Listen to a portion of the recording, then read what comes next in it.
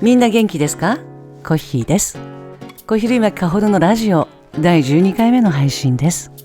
この番組は1曲をピックアップして今私の中でアップデートされていることをお話しさせていただく YouTube ミュージックのポッドキャスト向けラジオです。約10分間お付き合いください。コッヒーレディオ、今日は六本木ソニースタジオでの逸話です。飯倉片町交差点そばにあったビルに六本木ソニースタジオはありました。そのビルの地下には伝説のライブハウス六本木ピットインがあって、同じビル内でワイヤリングされ、ライブハウス生演奏を同時にスタジオ録音可能にした最高の施設でした。未だに鮮明に記憶しているのはビルの停電です。その夜はレコーディングの夕飯前で出前のオーダーをしたところでした。2つしかないスタジオでお隣でレコーディングされていたのは鈴木雅之さん。レコード会社が同じでしたので、スタッフもかぶり気味なアットホームな雰囲気で日々ダビングしておりました。もちろんレコーディングスタッフもエンジニアも大の仲良しで、挨拶代わりにライブハウスの出演者を訪ねるのが日課でした。今日はピットインどなたが出ますか？今日は山下達郎さんだよ。ちょっと見てきますと、彼の大ファンのマネージャーティーコ氏と共にエレベーターで地下へ。そこで停電にあったのです。動かなくなったエレベーターの扉をこじ開け、顔面蒼白。エレベーターがフロアの途中で止まってしまい脱出できない状態。これは復旧を待たなくてはならないかなと2人で沈黙。するとどこからともなく、おーい、そばが伸びるぞと聞こえる声。出前の配達の方が下のエレベーターに閉じ込められているようでした。私だけでも先に行って助けを呼ぼうとフロアによじ登り、スタジオへスタッフを呼びに、そうしてマネージャーと出前の方を引っ張り上げたのでした。スタジオは予備電源が回っているのでレコーディングはできたのですが、電源復旧するまでの間、ライブハウスはどうしてたのかなとスタッフに尋ねた。ピットインは達郎さんはどうなんされてます？アカペラだよ。おー、素晴らしいと、みんなの無事をみんなで安心しました。そしてもう一つ、大雪警報でスタジオから帰れませんの夜。その夜は夕方からボタン雪。大きな雪片はあっという間に辺りを飲み込む。都市で大雪に慣れていない人々は完全麻痺。コンビニなどなく飲食店は閉まっているし、出前もなくサバイバー状態。スタジオで土屋正美さんとダビングしていたので、私たちは不安な夜をどう対処しようか考えていたのでした。そこへ窓の外、屋台が出ているではありませんか。おでん屋さんです。土様、屋台です。行きましょう。皆さん、おでん屋台ですと一同で屋台を囲み、なんとか次の昼までひとときのサバイバーたちは頑張ったのでした。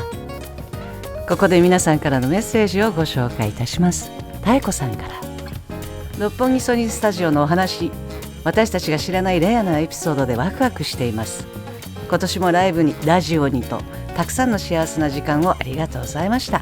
2025年もコッヒーとともに素晴らしい年でありますように。ありがとうございます。さつきさんから、今年はコッヒーレディオ元年でしたね。夢のような素敵な時間、毎回本当にありがとうございます。いや、こちらこそありがとう。他にもネバセグッバイが新しいバージョンで復活したり、両手いっぱいのジョニーをライブで聴かせていただいたり、最高でした。来年はいよいよ40周年。今から本当に楽しみです。ありがとうございます。柏人さんから、私はオーロラの瞳が大好きです。歌詞がとても素敵ですね。胸が熱くなります。オーロラの瞳、リクエストお願いいたします。六本木ソニースタジオで録音されたこの曲をお聴きください。オーロラの瞳。小さい頃に見つけた大きな草原のオーロラ、時が止まると信じて、一人でも平気で遊んだ、悲しみに涙